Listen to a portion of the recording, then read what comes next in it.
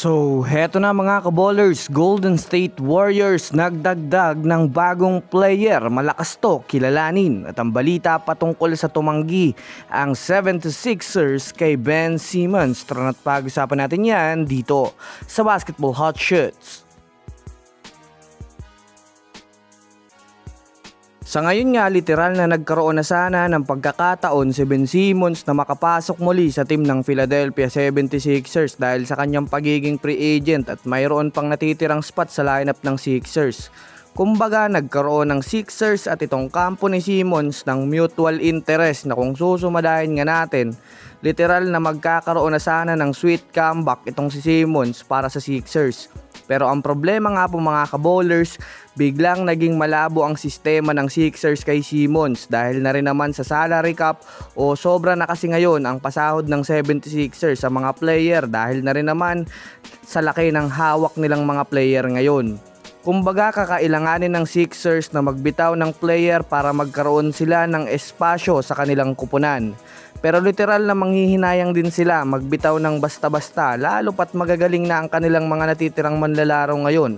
Lalo na sa kanilang second unit kumpara kay Ben Simmons na 50-50 pa mga kaballers kung makakaambag ito sa team. Lalo pat ang problema, may confidence issue itong si Simmons. Kumpara kasi sa mga natitirang player ng Sixers na medyo mga bata-bata pa, may gigil pa talaga na magkaroon ng magandang karera sa NBA eh. Sa kabilang banda naman, mayroon na naman nga pong umiinit na rumors ngayon sa loob ng Warriors lineup. Naibalita na mayroon na namang tinatarget ang Warriors na pwede nilang kunin sa free agency. Since may mga bagong galaw ngayon sa ibang kupunan, may mga bagong galaw din na pwede silang tumaya.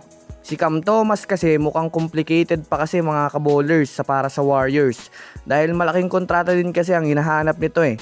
Ang Warriors naman nagtitipid dahil nilalaan nila ang natitirang pera para sa kanilang mga core player katulad ni Steph at Jimmy Butler na magiging free agent na sa susunod na season.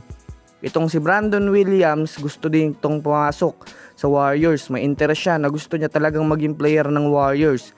Bukod pa dyan, malakas din tong player pagdating sa depensa, sa hustle, aggressive to sa handles kaya kanitong iwan sa unang steps.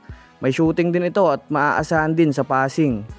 Kailangan to ng Warriors kapag may struggle itong si Melton o kaya itong si Stephen Curry. Mabisa to mga kaballers. Kung sakasakaling hindi makuha ng Warriors itong si Cam Thomas, itong si Brandon Williams talaga ang kanilang magiging option. Ano si tingin nyo mga kaballers? Comment nyo na yan sa ibaba.